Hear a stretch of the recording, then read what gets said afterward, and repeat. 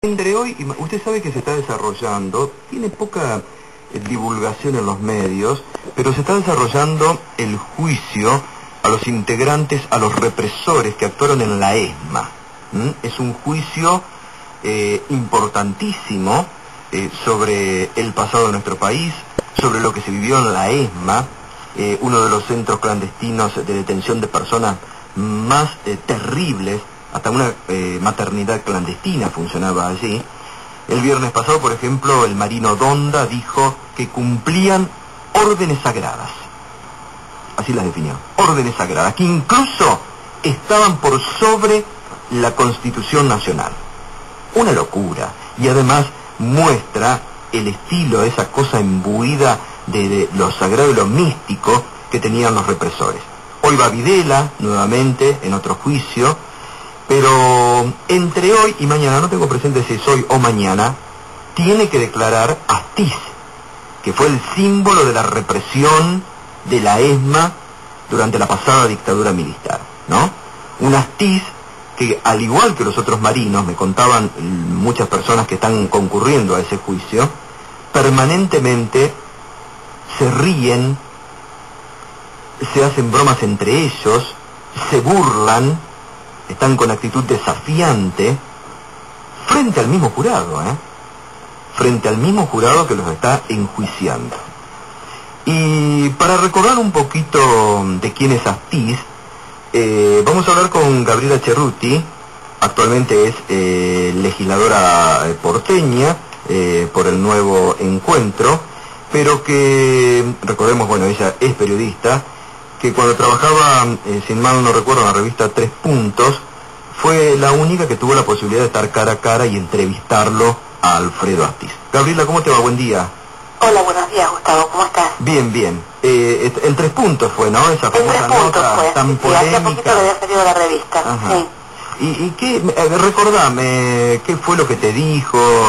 ¿Cómo Pero justo anoche recordábamos eso en una reunión, porque nos hablábamos precisamente de estar en marcha el juicio. En aquel momento Menem había anunciado, no sé si te acordás, que iba a demoler la ESMA, sí, porque había que terminar con el tema de la memoria, con la búsqueda, y entonces tenía todo un planteo sobre la reconciliación, y que para eso el símbolo de la reconciliación era que se iba a demoler la ESMA y se iba a dejar ese lugar en realidad era para un proyecto inmobiliario, digamos, pero no decía para qué era.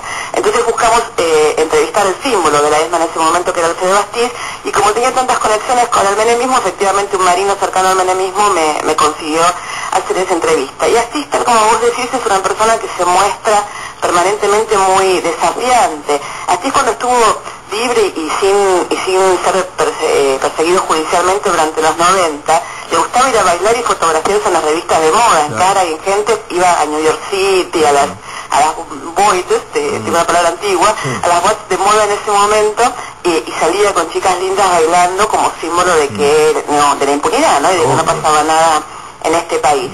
Y él contaba todo el tiempo, él no hablaba como onda de órdenes divinas, sino de las órdenes de sus superiores, y recuerdo que la frase que se hizo más famosa en ese momento es cuando me dijo que seguía siendo la persona más preparada para matar a un político o a un periodista, que eran básicamente las órdenes que él cumplía en su momento en la ESMA, y como cada mañana él iba a su trabajo, le daban una especie de expediente donde se daba la orden de a quién tenían que secuestrar y a dónde lo tenían que llevar, y él salía a cumplir esas órdenes, y me contó sobre cómo entregó a las madres de Plaza de Mayo de las monjas francesas, infiltrándose en el grupo de ellas y marcándolas con un beso en el momento en que llegaban los grupos de tarea.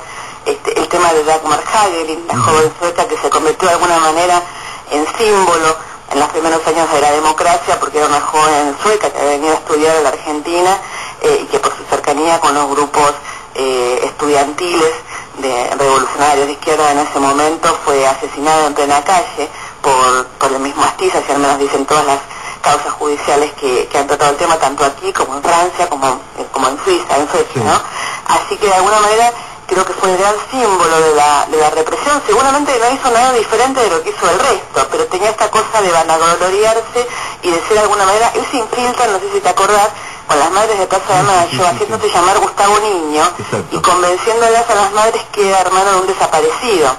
Y era un joven, amable, bien educado, que parecía muy emocionado por la desaparición de su hermano y que casi es adoptado por las madres y querido y acompañado y consolado durante un tiempo, hasta que finalmente un domingo, un día en una marcha, aparece y abraza a Azucena Villaflor y la besa, y esa es la marca para que fuera secuestrada, ¿no? Claro. Ahora, y en esa entrevista, en ese reportaje que dijo, bueno, esa frase terrible, ¿no? Sigo siendo el mejor preparado para matar a un político o un periodista, obviamente ni un dejo de arrepentimiento. Ninguno. Él decía que había cumplido órdenes, que bueno, que se refería más que nada a los montoneros, más que a los guerrilleros en general, que era una guerra, que cada uno cumplía su parte, y que bueno, que en definitiva habían ganado, y que si hubieran ganado los montoneros también contarían la historia como ellos querían, y que había sido parte de un engranaje, digamos, que había llevado adelante todo esto, y que yo creo que es parte de lo que está en discusión también en los juicios, y que es bueno que en algún momento la sociedad ponga la responsabilidad judicial en quienes corresponden, para que se pueda seguir con un debate que creo que sin duda va a ser muy importante para la Argentina, que es la complicidad de otros sectores con los militares, ¿no? Totalmente.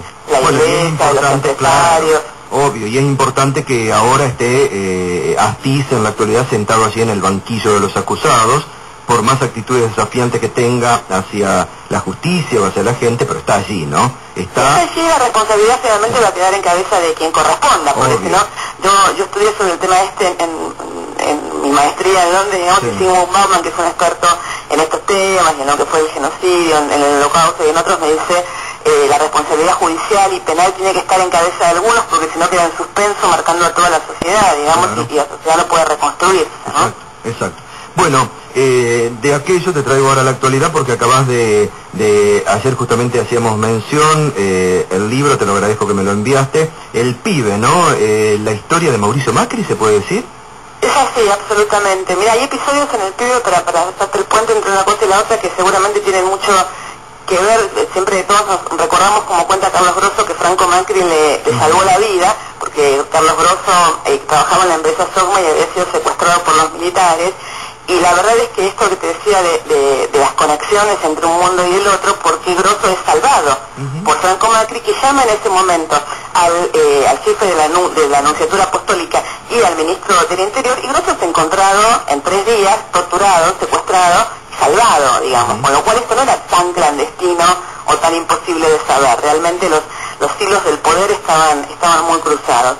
Mira, la biografía, más que la biografía de Mauricio Macri, que es también la biografía de Mauricio Macri, es una historia de esta familia en los últimos 40, 50 años en la Argentina, una familia que manejó los hilos del poder, que de alguna manera fue el Estado paralelo y el poder detrás del poder, desde los finales de los 60 en adelante, que no fueron solamente menemistas como se conoce popularmente, sino que estuvieron con los gobiernos militares, con el gobierno con López Rega en el 73, con el radicalismo, con el menemismo, y que tienen ahora también una cantidad de relaciones y de conexiones con el gobierno kirchnerista, y tal vez esto es la razón por la cual la última gran pelea entre Franco y Mauricio, que hace que Mauricio inicie un juicio de insanidad contra su padre y su padre renuncie a las empresas, porque la gran pelea es que Franco Macri dice, si somos empresarios tenemos que ser oficialistas y estar con todos los gobiernos, porque si no, no tenemos negocios, y no se puede ser un empresario oficialista y un político opositor. Ahora, ese episodio realmente que vos contás, que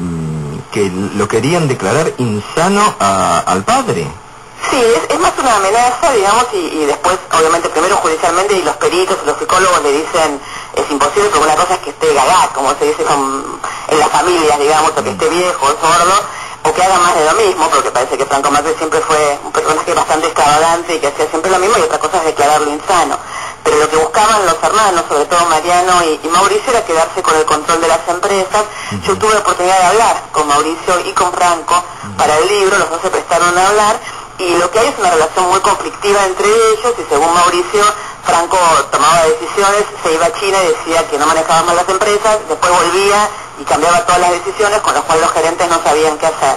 Y Franco lo que dice es, Mauricio estaba teniendo una actitud que era imposible de sostener, porque cuando uno efectivamente lee las balanzas de la empresa, y los he leído mucho, digo, las empresas del Grupo Macri, en las balanzas del 2004 a esta fecha, tienen un relato, digamos, con respecto a la economía del país y con respecto a la obra pública, que no tiene nada que ver con lo que dice Mauricio públicamente, con lo cual hay una de las dos cosas que no cierra, digamos, ¿no? Exacto.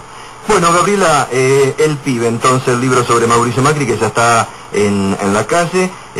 Bueno, gracias por este diálogo. Gracias a vos por llamarme, Gustavo. Un abrazo. Chao, hasta luego. Gabriela Cerruti, periodista y legisladora por el Nuevo Encuentro.